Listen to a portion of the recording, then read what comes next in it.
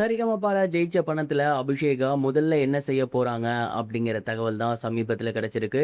அதை பத்தி தான் இந்த ஒரு வீடியோல நம்ம பார்க்க போறோம். சரிகமபா லிட்டில் சாம் சீசன் 5ஓட கிராண்ட் ஃபினாலே சமீபத்துல நடந்து முடிஞ்சிருந்துச்சு. அண்ட் இந்த ஒரு கிராண்ட் ஃபினாலேல அபிஷேகா அவர்கள் டைட்டில் வின் பண்ணியிருந்தாங்க. அவங்களுக்கு கிட்டத்தட்ட 1 கோடி ரூபாய் மதிப்புள்ள வீடு பரிசாக கொடுக்கப்பட்டிருந்துச்சு. அண்ட் இது மட்டும் இல்லாம இதர ஸ்பான்சர்ஸின் மூலியமாக கிட்டத்தட்ட 2 to 5 லட்சம் ரூபாய் அவங்களுக்கு ரொக்க பணமாக கிடைச்சிருந்துச்சு. எப்போதுமே ஒரு ஷோ முடியுது அப்படின்னா உடனேயே அவங்களுக்கு அனௌன்ஸ் பண்ண அந்த ஒரு கிஃப்ட்டோ அந்த ஒரு பணமோ அந்த ஒரு பரிசோ அவங்க கைக்கு கிடைக்காது. கிட்டத்தட்ட ஒரு 20 to 25 நாள் கழிச்சு தான் அவங்களோட கைக்கு கிடைக்கும்.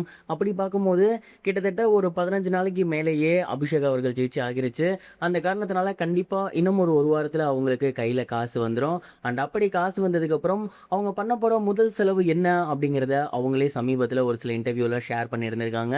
குறிப்பாக அவங்க என்ன சொல்லியிருந்தாங்க அப்படின்னா, நான் பண்ண போகிற முதல் செலவு அப்படின்னா அது படிப்பு செலவு தான். ஏன்னா படிப்பு தான் என்றைக்குமே நம்ம கூட வரும். அண்ட் படிப்பு அப்படிங்கிறதுனால என்னோட தனிப்பட்ட படிப்புக்கு மட்டும் கிடையாது, என்னோட ஸ்கூலில் இருக்கக்கூடிய என்னோட நண்பர்கள், எனக்கு தெரிஞ்சவங்க, என் ஸ்கூலில் இருக்கவங்க, இவங்க எல்லாத்துக்குமே தேவையான ஒரு சில புத்தகங்கள், நோட்டுகள் இதெல்லாம் தான் வாங்கி தரலான் இருக்கேன்.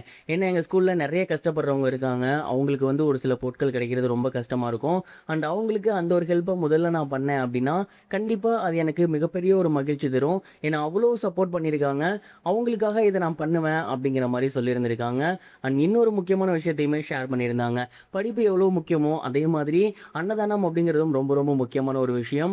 நாங்கள் ரொம்பவே கஷ்டப்படுற குடும்பம், எங்களுக்கு சாப்பாட்டோட அருமை என்ன அப்படிங்கிறது தெரியும். கண்டிப்பாக நான் இன்னொருத்தவங்களுக்கு அந்த பரிசையை கொடுக்க மாட்டேன்.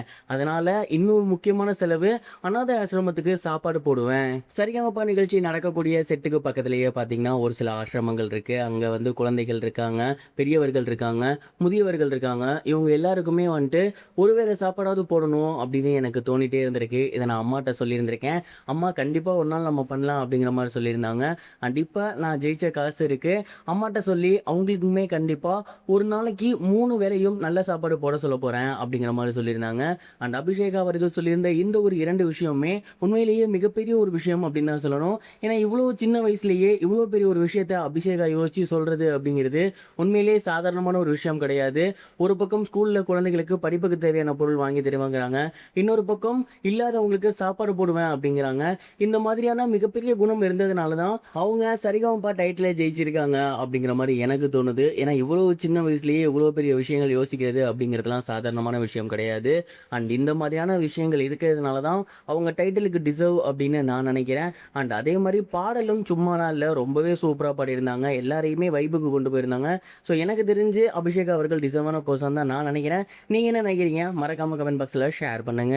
இது வரைக்கும் கனெக்டிங் டிவிக்கு சப்ஸ்கிரைப் பண்ணனா மறக்காம சப்ஸ்கிரைப் பண்ணிக்கங்க. உடனடி அப்டேட்ஸ் பெறுவதற்கு நோட்டிஃபிகேஷன் பெல்லையும் கிளிக் பண்ணிக்கங்க.